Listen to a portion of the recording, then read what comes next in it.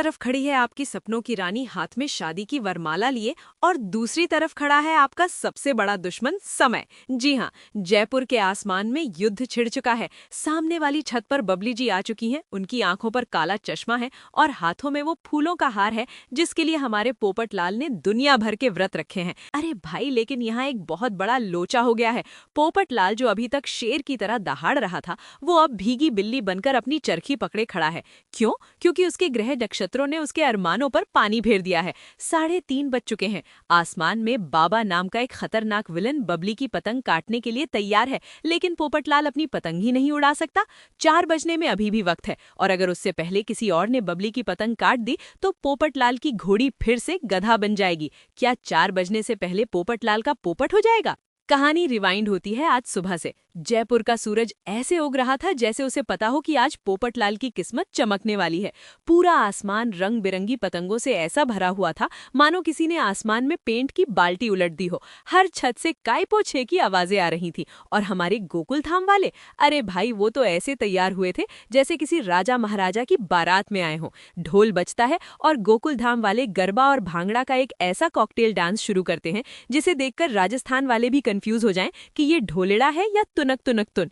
तभी एंट्री होती है हमारे दूल्हे राजा की, पत्रकार पोपटलाल की। नीले रंग की शेरवानी और पीली पगड़ी में वो ऐसे लग रहे थे जैसे हल्दी और नील की बोतल एक साथ मिल गई हो। लेकिन भाई, कॉन्फिडेंस देखो बंदे का। पोपटलाल हाथ फैलाकर बोलता है, वाह वाह वाह, क्या सजावट है, जबरदस्त, आज तो दुनिया हिला दूंगा। रूपा भाभी बोलती हैं, अरे पोपट भाई सा, देखिए कितनी सारी पतंगे हैं। सोनू खुश होकर बोलती है, वाह, ऐसा लग रहा है आसमान में इंद्रधनुष बिखर गया है। तभी पोपटलाल के अंदर का शायर जाग जाता है। आपको तो पता ही है, जब पोपटलाल खुश होता है तो वो शायरी नहीं, तबाही करता है। पोपटलाल शायराना अंदाज में बोलता है, बादलों की भूमि पर मची है पतंगों की जंग, ए बबली जी आप कब आएंगी, मेरा दिल हो रहा है तंग। रूपा भाभी बोलती है, वाह वाह, धरती रंगीली और आसमान भी है लाल। पोपटलाल फिर से बोलता है, वाह रे मारा जयपुर, काई है थारो कमाल। रतन भाई जो जोश में थे वो बोलते हैं, आज तो पतंग उड़ाने में बड़ा मजा आएगा। लेकिन पोपटलाल तुरंत सुधारता है और बोलता है,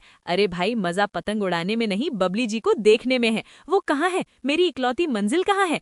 तभी मधु मौसी ब्रेकिंग न्यूज देती हैं और बोलती है, बबली ठीक 2 बजे आएगी और वो सामने वाली छत पर आएगी। जो उसकी पतंग काटेगा वरमाला उसी के गले में पड़ेगी। ये सुनते ही पोपटलाल की आंखों में दिल और बैकग्राउंड में शहनाई बजने लगी। उसने अपनी टेरेस और सामने वाली टेरेस की दूरी नापी, हवा का रुख देखा और मन ही मन अपनी सुहागरात की प्लानिंग भी कर ली। लेकिन दोस्तों, गोकुल धाम वाले हों और खाने की बात ना हो, ऐसा तो हो ही नहीं सकता। मधु मौसी ने जैसे ही बोला पतंग उत्सव की शुरुआत जयपुर के स्वादिष्ट मिर्ची बड़ा और कचौरी से करेंगे, गोली के कान खड़े हो गए। उनकी आंखों में जो चमक थी वो तो पोपटलाल की आंखों में शादी के लिए भी नहीं थी। गोली मुंह में बड़ी सी कचौरी ठूसते हुए बोलता है, आहा, कचौरी, घेवर, समोसा सब लाजवाब है। काका, पहले करेंगे पेट की टंकी फुल, बाद में करेंगे सबकी पतंग गुल। गोगी भी मुंह भरकर बोलता है, ओ हाँ जी हाँ, आज हम सिर्फ पतंग नहीं उड़ाएंगे, बहुत सारी पतंग काटेंगे। पोपटलाल सीरियस होकर बोलता है, ए हेलो, बहुत सारी नहीं, सिर्फ बबली जी की पतंग काटनी है। बाकी तुम लोग किसी की भी काटो, लेकिन बबली जी की पतंग पर सिर्फ मेरा कॉपीराइट है, समझ गए?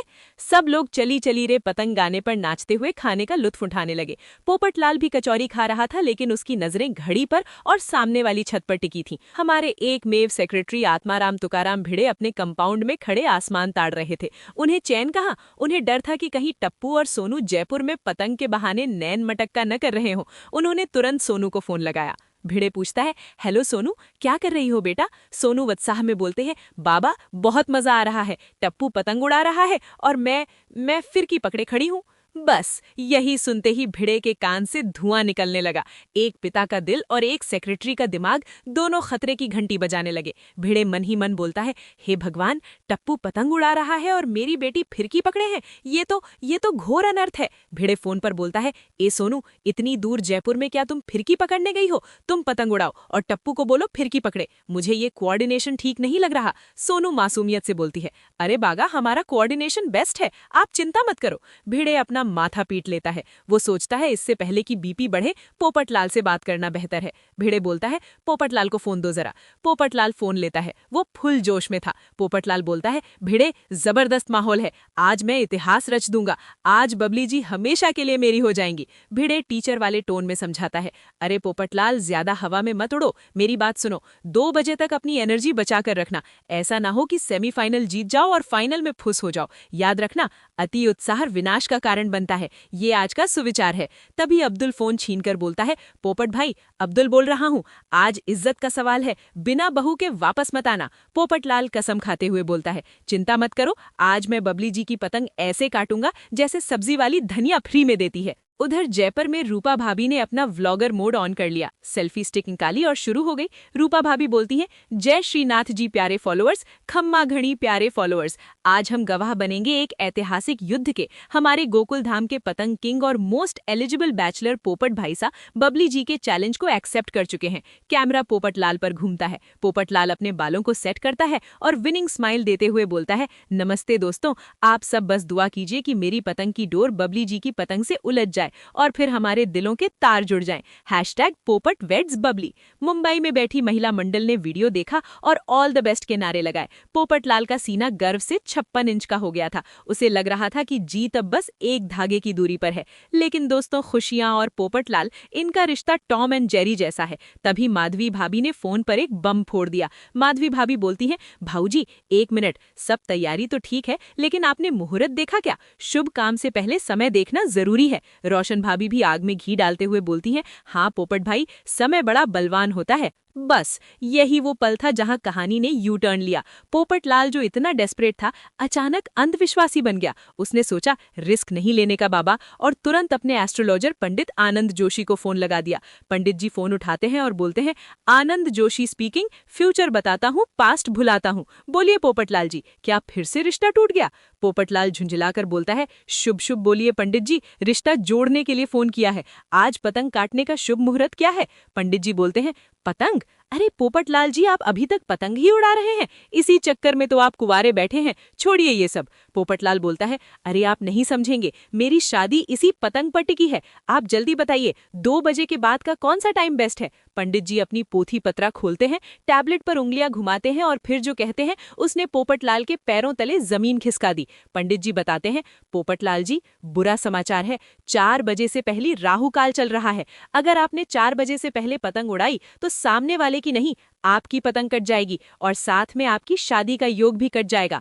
पोपटलाल घबरा कर चिल्लाता है, क्या 4 बजे तक राहु काल? लेकिन बबली जी तो 2 बजे आ जाएंगी। पंडित जी चेतावनी देते हुए बोलते हैं, रिस्क मत लेना, 4 बजे के बाद ही अमृत काल है, उससे पहले पतंग को हाथ भी मत लगाना। Before 4 PM big problem. Phone cut गया, लेकिन पोपटलाल की धड़कनें रुक गईं। वो छत पर ऐसे खड़ा हो गया जैसे स्टैचू हो। टप्पू बोलता है, अंकल ये सब अंधविश्वास है, चलिए ना। पोपटलाल डरते हुए बोलता है, नहीं टप्पू, 4 बजे से पहले राहु काल है। अगर मैंने पतंग उड़ाई और वो कट गई तो मेरा क्या होगा? मैं रिस्क नहीं ले सकता। माहौल गंभीर हो गया। रतन भाई ने वो सवाल पूछा जो सबके मन में था, लेकिन पोपट भाई सा, अगर 2 बजे से 4 बजे के बीच किसी और ने बबली जी की पतंग काट दी तो? सन्नाटा छा गया, सिर्फ हवा की आवाज आ रही थी। लेकिन रूपा भाभी हिम्मत बढ़ाते हुए बोलती हैं, अरे ऐसा हो ही नहीं सकता, बबली जी की पतंग कोई नहीं काट सकता सिवाय हमारे पोपट भाईसा के।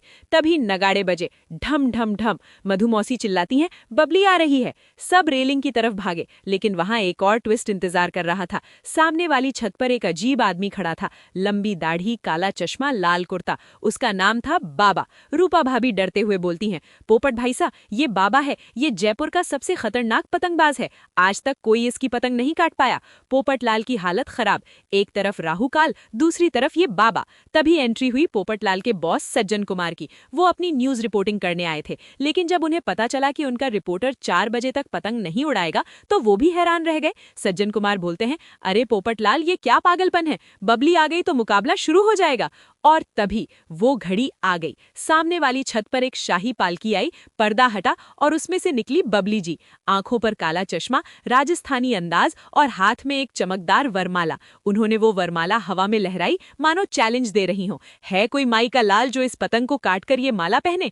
पोपटलाल खुशी से उछल पड़ा और बोलता है, बबली जी आ गई। लेकिन अगले ही पल उसका चेहरा उतर गया। घड़ी में 2 बज रहे थे। बाबा अपनी पतंग उड़ाने के लिए तैयार था। राहु काल अभी 2 घंटे और चलने वाला था। अब क्या होगा दोस्तों? बाबा ने अपनी पतंग हवा में छोड़ दी है। वो बबली की पतंग की तरफ बढ़ रहा है। पोपटलाल के हाथ बंधे हैं राहु काल की जंजीरों से। क्या 4 बजने तक बबली की पतंग आसमान में टिक पाएगी, या फिर पोपटलाल के देखते देखते बाबा उसकी पतंग काटकर बबली के गले में वरमाला डलवा लेगा? पोपटलाल की आंखों में आंसू हैं और दिल में आग। वो बस यही गा रहा है, इंतहा हो गई इंतजार की, आई ना कुछ खबर मेरे यार की। दोस्तों, सिचुएशन बहुत टाइट है। क्या पोपटलाल अपने अंधविश्वास को तोड़ेगा, या फिर राहु काल उसकी शादी का काल बन जाएगा? अगर आप चाहते हैं कि पोपटलाल की शादी हो जाए तो जल्दी से कमेंट्स में लिखिए गो पोपटलाल गो। और हाँ, वीडियो को लाइक और सब्सक्राइब करना मत भूलना।